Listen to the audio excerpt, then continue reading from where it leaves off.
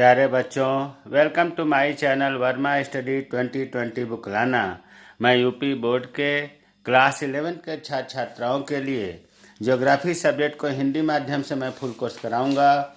यदि आप full course करना चाहते हैं तो मेरे चैनल को सब्सक्राइब कीजिए और बेल आइकन को प्रेस करना ना भूलें, ताकि जो भी वीडियो मैं अपलोड करूं उसका नोटिफिकेशन आपको सबसे पहले मिल सके। प्यारे बच्चों, भौतिक भूगोल के मूल सिद्धांत में चैप्टर 8 वायुमंडल का संगठन तथा संरचना चल रहा है। इसमें आज पार्ट 3 अर्थात तीसरा वीडियो है। अभ्यास का प्रश्नोत्तर आज हम लोग पढ़ेंगे। इसमें सबसे पहले बहुवैकल्पिक प्रश्न है, निम्नलिखित में से कौन सी गैस वायुमंडल में सबसे अधिक मात्रा में पाई जाती है। वायुमंडल में सबसे अधिक गैस में, अगर आप वीडियो को देखे होंगे इसके पहले 2 वीडियो, तो इसमें के क्वेश्चन बहुत ही इजीली हो जाएंगे, आसानी से हल हो जाएंगे। देखिए, सबसे अधिक बताया गया है कि नाइट्रोजन मिलता है। कितना मिलता है? 78%। सबसे ज़्यादा याद करने के लिए भी हमने बताया था कि वायुमंडल में नाइट्रोजन 78.8% होता है एक्यूरेट, और ऑक्सीजन जो है 20.93%, मतलब 21% कहेंगे। और आर्गन आर्गन दिया हुआ है। आर्गन यह है, देखो याद करने का तरीका है कि सबसे ज़्यादा तो 78.8% नाइट्रोजन हो गया, 20.93% ऑक्सीजन हो गया। इस 2 को 0 कर दीजिए, बाकी जो बचेगा 0.93% ये आर्गन हो गया। और CO2 का इस 9 को भी 0 कर दीजिए तो 0.03% हुआ। दूसरा प्रश्न है, यह वायुमंडलीय परत जो मानव जीवन के लिए महत्वपूर्ण है। मतलब वायुमंडलीय परत जो 5 है उनमें सबसे महत्वपूर्ण कौन सा परत है? तो इसका उत्तर है क्षोभ मंडल। क्षोभ मंडल ये पृथ्वी के पास का मंडल है। इसमें मानव की सभी हलचलें, मौसमी सभी घटनाएं इसी में होती हैं। तो इसकी ताप विशिष्टता के कारण, जलवायु की विशिष्टता के कारण यह पृथ्वी के लिए, जीव जंतुओं के लिए, मानव जीवन के लिए बहुत ही उपयोगी होता है। तीसरा है, समुद्री नमक, पराग, राख, धुएं की कालिमा, महीन मिट्टी किससे संबंधित है? धूलकण से। धूलकण बताया गया है कि वायुमंडल के जो संगठन है मुख्य रूप से 3 प्रकार के होते हैं, गैस, दूसरा जलवाष्प और तीसरा धूलकण। तो धूलकण में ये सब चीज़ें आती हैं। चौथा प्रश्न है, निम्नलिखित में से कितनी ऊंचाई पर ऑक्सीजन की मात्रा नगण्य हो जाती है? तो प्यारे बच्चों, 120 किलोमीटर की ऊंचाई पर ऑक्सीजन नगण्य हो जाती है। लास्ट प्रश्न है ऑब्जेक्टिव टाइप में, निम्नलिखित में से कौन सी गैस सौर विकिरण के लिए पारदर्शी है तथा पार्थिव विकिरण के लिए अपारदर्शी? इसका उत्तर है कार्बन डाइऑक्साइड। कार्बन डाइऑक्साइड भारी गैस है। वैसे नाइट्रोजन, ऑक्सीजन भी भारी गैस है, लेकिन उन दोनों से भी ये ज़्यादा भारी गैस है। और इसकी एक विशेषता यह है कि सौर विकिरण के लिए पारदर्शी है। मतलब सौर से सूर्य की जो किरणें आती हैं वो पार करके जो पृथ्वी पर आ जाती है, लेकिन जो पृथ्वी की पार्थिव विकिरण है वो उस पार नहीं जाने देती। जिस प्रकार ये कार्बन डाइऑक्साइड जो है ग्रीन हाउस इफेक्ट के लिए पूर्ण रूप से उत्तरदायी है। अब है प्रश्न दूसरा है, निम्न वायुमंडल से आप क्या समझते हैं?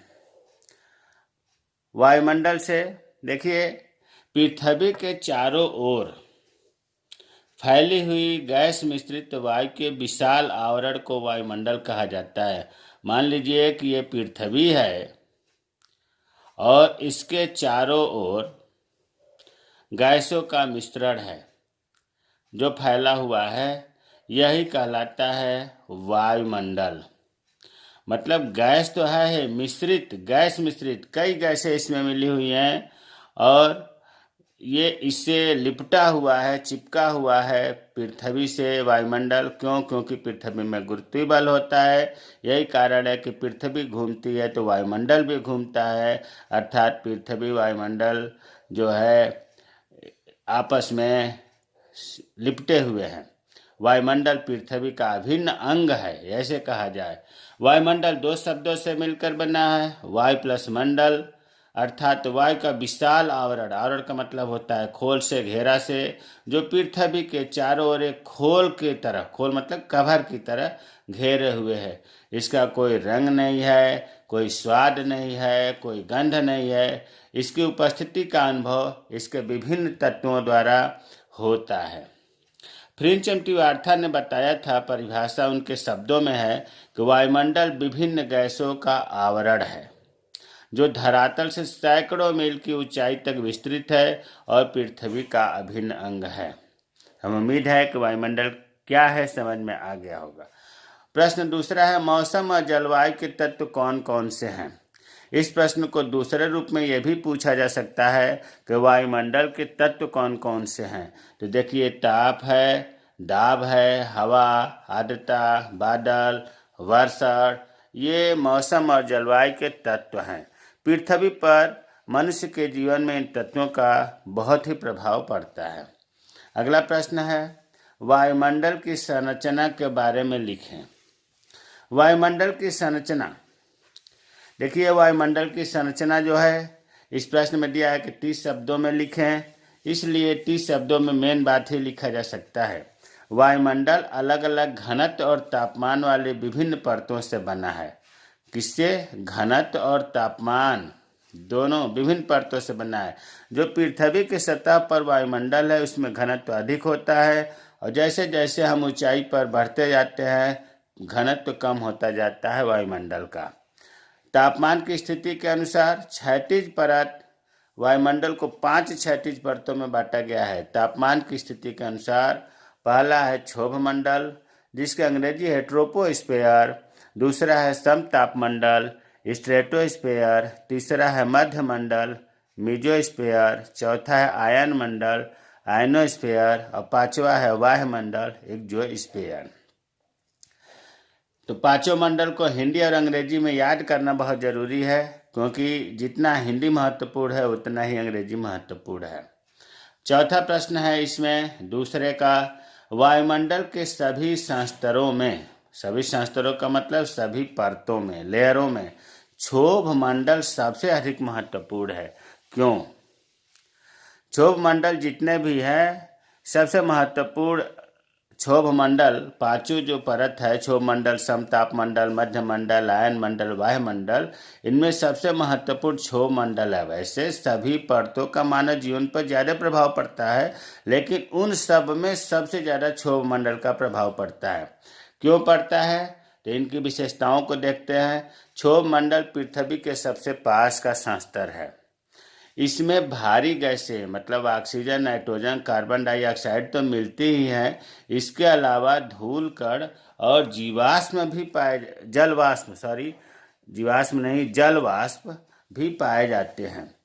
तो क्षोभ मंडल में भारी गैस के साथ साथ धूल कण और जलवाष्प भी पाए जाते हैं। अगली विशेषता, जब धूल कण मिलते हैं तो इन्हीं के चारों जलवाष्प संघनित होकर के बादल का निर्माण होता है। इसीलिए क्षोभ मंडल का दूसरा नाम है संघनन मंडल या परिवर्तन मंडल भी इसे कहते हैं। जलवाष्प पृथ्वी को अधिक गर्म या अधिक ठंडा होने से बचाता है, कंबल की तरह कार्य करता है। यह जो है सूर्य के किरणों को या सूर्य तप को जो है अवशोषित कर लेता है, कुछ ही पृथ्वी पर जाने देता है, और फिर पृथ्वी के द्वारा जो ताप विकिरण के द्वारा पार्थिव विकिरण जो होता है उसको भी ये संग्रहित कर लेता है, जिससे पृथ्वी बहुत अधिक गर्म और अधिक ठंडा होने से बच जाती है। जलवाष्प का और महत्व यह है कि जितने भी मानव की अधिकांश हलचलें और मौसम संबंधी घटनाएं होती है इसी परत में होती है, क्षोभ मंडल में ही। मौसम संबंधी घटनाओं में बादल बनना, तूफान, आंधी, गर्जना, बिजली चमकना, ये सब जो है क्षोभ मंडल में होती है। सबसे महत्वपूर्ण क्षोभ मंडल की एक और विशेषता है कि इस परत में 165 मीटर की ऊंचाई पर जब हम चढ़ते हैं तो 1 डिग्री सेंटीग्रेड तापमान कम हो जाता है। क्यों कम हो जाता है? क्योंकि निचली परत में कार्बन डाइऑक्साइड ज़्यादा होती है, जैसे जैसे ऊपर चढ़ते हैं कार्बन डाइऑक्साइड की मात्रा कम होती जाती है, और कार्बन डाइऑक्साइड जो है ताप को अवशोषित करता है, इसलिए नीचे ताप ज़्यादा रहता है। तो ये ऊपर जो अभी आपने देखा मौसम एवं जलवायु की विशिष्टता के कारण विशेष जो ऊपर गुण मिला, इससे मानव को, जीव जंतु को, पृथ्वी को सभी के लिए महत्वपूर्ण माना जाता है। इसीलिए सभी परतों में क्षोभ मंडल महत्वपूर्ण है। अगला प्रश्न है तीसरे का पहला, वायुमंडल के संगठन की व्याख्या करें। संगठन में 3 बातें आती हैं वायुमंडल के: गैसें, जल वाष्प और धूल कण। गैसें, वायुमंडल में सबसे ज़्यादा गैस नाइट्रोजन 78%, दूसरे नंबर पर ऑक्सीजन 21% और अन्य गैसें 1% पाई जाती हैं। वायुमंडल की ऊपरी परतों में गैसों का अनुपात जैसे जैसे ऊपर जाते हैं वैसे वैसे गैसों का अनुपात बदलता रहता है। 120 किलोमीटर की ऊंचाई पर जब हम जाते हैं तो ऑक्सीजन की मात्रा समाप्त हो जाती है, नगण्य हो जाती है। वैसे सांस लेने में तो 6 किलोमीटर ऊपर जैसे जाते हैं वहीं से सांस लेने में दिक्कत होने लगती है, लेकिन 120 किलोमीटर की ऊंचाई पर ऑक्सीजन पूर्ण रूप से समाप्त हो जाती है। कार्बन डाइऑक्साइड और जल वाष्प भी पृथ्वी की सतह से 90 किलोमीटर की ऊंचाई तक ही पाए जाते हैं। गैस और कार्बन डाइऑक्साइड, जैसा कि भारी गैस अभी बताया मैं, और यह भी बताया कि पृथ्वी के ऊपरी परत पर मतलब क्षोभ मंडल के निचले हिस्से में ज़्यादा होता है। मौसम विज्ञान की दृष्टि से बहुत ही महत्वपूर्ण गैस है कार्बन डाइऑक्साइड। क्यों महत्वपूर्ण है? क्योंकि सौर विकिरण के लिए यह कार्बन डाइऑक्साइड पारदर्शी है और पार्थिव विकिरण के लिए यह अपारदर्शी है। अभी इससे पहले मैंने बताया था कि सूर्य की किरणें कार्बन डाइऑक्साइड को पार करके पृथ्वी पर पहुंच जाती हैं, लेकिन जो पार्थिव विकिरण होती है वो कार्बन डाइऑक्साइड ऊपर नहीं जाने देती, अर्थात ग्रीन हाउस इफेक्ट के लिए पूरी तरह उत्तरदायी कार्बन डाइऑक्साइड होती है। सबसे महत्वपूर्ण दूसरे नंबर पर है ओजोन। ओजोन गैस का संकेत है O3। यह पृथ्वी की सतह से 15 से 35 किलोमीटर की ऊंचाई के बीच पाया जाता है। इतना 15 से 35 किलोमीटर ऊंचाई पर ओजोन परत होता है। यह एक फिल्टर की तरह कार्य करता है जो सूर्य से निकलने वाली हानिकारक घातक पराबैंगनी किरणें अल्ट्रावायलेट रेज जो है उनको यह ओजोन परत अवशोषित करता है, पृथ्वी की सतह पर पहुंचने से रोकता है। अगर ये पृथ्वी पर किरणें पहुंचती तो पृथ्वी पर रहने वाले जीवधारियों को, मानव को विभिन्न प्रकार की बीमारियां, विशेष तौर से त्वचा कैंसर होता अल्ट्रावायलेट रेज से। इससे ये सुरक्षा करती हैं। तो वायुमंडल के संगठन में अभी आपने पढ़ा गैसें। दूसरा घटक जो है वो है जल वाष्प। जल वाष्प भी अपने आप में बहुत महत्वपूर्ण है। यह जल वाष्प वायुमंडल में ऊंचाई के साथ घटती जाती है। जैसे जैसे ऊंचाई बढ़ती जाती है जल वाष्प की मात्रा घटती जाती है। वायुमंडल में जल वाष्प की प्राप्ति कहाँ से होती है? वाष्पीकरण क्रिया के द्वारा, वाष्पोत्सर्जन क्रिया के द्वारा। वाष्पीकरण क्रिया झीलों से, सागरों से, महासागरों से होता है। यह तापक्रम पर निर्भर होता है। और वाष्पोत्सर्जन पौधों के पत्तियों के द्वारा होता है। इससे जल वाष्प की प्राप्ति वायुमंडल में होती है। वायुमंडल में जितनी भी घटित होती है मौसम संबंधी घटनाएं, जैसे बादल बनना, कोहरा पड़ना, ओस पड़ना, पाला पड़ना, ये सब जो है जल वाष्प के कारण ही संभव हो पाता है। जल वाष्प जो है सूर्य से निकलने वाले ताप के कुछ भाग को अवशोषित कर लेती है। पृथ्वी पर जो निकलने वाला ताप है उनको संग्रहित कर लेती है। इस प्रकार पृथ्वी को यह न तो अधिक गर्म होने देती है और न ही अधिक ठंडा होने देती है। कंबल की तरह सुरक्षा प्रदान करती है जल वाष्प। जल वाष्प का और विशेषता है कि भूमध्य रेखा के समीपवर्ती भूमध्य रेखा के क्षेत्रों में अधिक वर्षा होती है, जिसके कारण जल वाष्प अधिक होता है। यहाँ हवा के आयतन का 4% भाग तो जल वाष्प ही रहता है। क्योंकि अधिक वर्षा होती है। इसके विपरीत मरुस्थलीय प्रदेशों में शुष्कता के कारण यहाँ बारिश नहीं होती है, तो जल वाष्प कम होता है। हवा के आयतन का मात्र 1% पाया जाता है।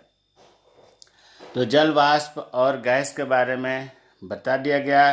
तीसरा जो तत्व होता है वायुमंडल का वो है धूल कण। इन धूल कणों की उत्पत्ति कहाँ से होती है? मरुस्थलीय क्षेत्रों में बालू उड़ने से, समुद्री लवण से, ज्वालामुखी के उद्गार से, महीन मिट्टी से, उल्काओं के टूटे हुए कण से, धुएं की कालिमा मतलब कण से, राख से, पराग से, धूल से वायुमंडल में धूल कणों की उत्पत्ति होती है। धूल कण अत्यग्राही होते हैं। अत्यग्राही मतलब कि अपने चारों ओर ये जलवाष्प को संघनित कर लेते हैं और जलवाष्प को संघनित करने से कुहरे और बादलों का निर्माण होता है। सूर्य तप का और मतलब धूल कण जो है सूर्य के ताप का अवशोषण भी करते हैं, परावर्तन भी करते हैं और प्रकीर्णन भी करने में इनका विशेष हाथ रहता है। तो धूल कण का भी विशेष महत्व है। हमें उम्मीद है कि वायुमंडल के जो संगठन है जिसमें गैसें, जलवाष्प और धूल कण ये समझ में आ गया होगा। तीसरे का दूसरा प्रश्न है वायुमंडल की संरचना का चित्र खींचें और व्याख्या करें। वीडियो जो 44 है इससे पहले वाला वो पूरा यही वायुमंडल की संरचना का बताया गया है, विस्तृत से बताया गया है। देखिए यहाँ पर जो वायुमंडल की संरचना है इसको वायुमंडल की परत या वायुमंडल के स्तर कहते हैं। तापमान वायुदावन्य विशेषताओं के आधार पर वायुमंडल को 5 क्षैतिज परतों में बांटा गया है। क्षोभमंडल ट्रोपोस्फीयर, समतापमंडल स्ट्रेटोस्फीयर, मध्य मंडल मीजोस्फीयर, आयन मंडल आयनोस्फीयर, वायुमंडल एक्सोस्फीयर। इसको चित्र के माध्यम से समझते हैं। ये पृथ्वी है। पृथ्वी से जस्ट ऊपर पृथ्वी के पास वाला पहली परत जो है वो क्षोभ मंडल कहलाता है। इसकी औसत ऊंचाई 13 किलोमीटर है, लेकिन ध्रुवों पर इसकी ऊंचाई 8 किलोमीटर चित्र में दिया गया है। इधर की ऊंचाई ध्रुवों पर है, उधर की ऊंचाई भूमध्य रेखा पर है। तो क्षोभ मंडल की ऊंचाई पृथ्वी से ध्रुवों पर 8 किलोमीटर और भूमध्य रेखा पर 18 किलोमीटर होती है। इसके बाद दूसरी परत है समतापमंडल। अगर हम इसकी औसत ऊंचाई 13 किलोमीटर माने तो समतापमंडल की ऊंचाई 13 से 50 किलोमीटर होती है। और समतापमंडल और क्षोभ मंडल के बीच की जो परत होती है, जो बॉर्डर का काम करती है, जो बंटवारे का काम करती है, उसे हम क्षोभ सीमा या ट्रोपोपास कहते हैं। फिर समतापमंडल के ऊपर मध्य मंडल होती है, ये 50 से 80 किलोमीटर होती है। केवल क्षोभ मंडल में ध्रुवों पर भूमध्य रेखा में ऊंचाई अंतर है, बाकी ऊपर जो का त्यों है। तो मध्य मंडल ध्रुवों पर भी 50 से 80 किलोमीटर और भूमध्य रेखा पर भी 50 से 80 किलोमीटर ही पाई जाती है। समतापमंडल और मध्य मंडल के जो बीच की सीमा रेखा है उसे समताप सीमा स्ट्रेटोपाज कहते हैं। मध्य मंडल से ऊपरी परत आयन मंडल है। आयन मंडल की ऊंचाई 80 से 400 किलोमीटर है। आयन मंडल और मध्य मंडल के बीच की जो सीमा रेखा है उसको मध्य सीमा मीजोपास कहते हैं। आयन मंडल से ऊपर जो बहिर्मंडल ये 400 किलोमीटर से ऊपर है और अधिकतम कितना है इसका अभी तक पता नहीं चल पाया है। ऐसा माना जाता है कि इसके ऊपर अंतरिक्ष है। तो प्यारे बच्चों, क्षोभ मंडल, समतापमंडल, मध्य मंडल, आयन मंडल, वायुमंडल ये क्रम से 5 परत होते हैं। अब एक एक करके इन परतों के बारे में पढ़ते हैं। क्षोभ मंडल सबसे महत्वपूर्ण मंडल है। यह वायुमंडल की सबसे निचली परत है। सतह से बताया गया कि औसत ऊंचाई 13 किलोमीटर, ध्रुवों पर इसकी ऊंचाई 8 किलोमीटर, भूमध्य रेखा पर 18 किलोमीटर मिलती है। इसी मंडल में, क्षोभ मंडल में ही मानव की अधिकांश हलचलें और मौसम संबंधी घटनाएं जैसे बादल बनना, तूफान, आंधी, गर्जन, विद्युत चमकना सब इसी परत में संपन्न होती है। क्षोभ मंडल में ही जल भाप, जिसको जल वाष्प भी कहते हैं, धूल कण, अन्य भारी गैसें में जैसे कार्बन डाइऑक्साइड, ऑक्सीजन, नाइट्रोजन भी पाई जाती हैं। इस परत की सबसे बड़ी विशेषता यह है कि प्रत्येक 165 मीटर की ऊंचाई पर 1 डिग्री सेंटीग्रेड तापमान कम हो जाता है, या दूसरे रूप में ये कहें तो 1 किलोमीटर पर 6.4 डिग्री सेंटीग्रेड तापमान कम हो जाता है। कहीं कहीं पर 6.5 डिग्री सेंटीग्रेड लिखा है। तापमान कम हो जाता है। तापमान कम होने को ही इसे सामान्य ताप ह्रास दर कहते हैं। सामान्य ताप ह्रास दर। ऐसा क्यों होता है? क्योंकि कार्बन डाइऑक्साइड भारी गैस है, नीचे ज़्यादा होती है, प्रकाश को अवशोषित करती है। यही कारण है कि नीचे टेम्परेचर ज़्यादा होता है और जैसे जैसे ऊपर जाते हैं 165 मीटर पर 1 डिग्री सेंटीग्रेड टेम्परेचर कम हो जाता है। दूसरा है, इससे ऊपर क्षोभ सीमा होता है। समताप मंडल स्टार्ट होने से ट्रोपोपाज कहते हैं। क्षोभ मंडल और समताप मंडल को अलग करने वाला जो परत है उसे क्षोभ सीमा कहते हैं। इसकी भी ऊंचाई ध्रुवों पर कम होती है और विषुवत रेखा पर अधिक होती है। क्षोभ सीमा में मौसमी घटनाएं नहीं होती हैं, इसीलिए शांत मंडल भी कहा जाता है। भूमध्य रेखा के ऊपर क्षोभ सीमा में हवा का तापमान -80 डिग्री सेंटीग्रेड हो जाता है भूमध्य रेखा पर, और ध्रुवों पर -45 डिग्री सेंटीग्रेड हो जाता है। यहाँ पर तापमान स्थिर होता है। क्षोभ सीमा की ऊंचाई 15 से 20 किलोमीटर मानी जाती है। प्यारे बच्चों, जैसा कि 5 परत बताया गया था, पहला क्षोभ मंडल हुआ, दूसरा है समताप मंडल। समताप मंडल वायुमंडल की दूसरी परत है। इसकी ऊंचाई 15 से 50 किलोमीटर तक मानी जाती है। इसकी सबसे बड़ी विशेषता यह है समतापमंडल की कि ऊंचाई के साथ तापमान बढ़ता नहीं है बल्कि स्थिर रहता है। यहाँ मौसम संबंधी घटनाएं नहीं होती हैं। वायुयान उड़ाने के लिए यह आदर्श मंडल होता है। ध्यान देना, हेलीकॉप्टर उड़ाने के लिए हेलीकॉप्टर नज़दीक में उड़ता है, इसलिए इस मंडल में वायुयान उड़ाने की बात हो रही है कि आदर्श मंडल होता है।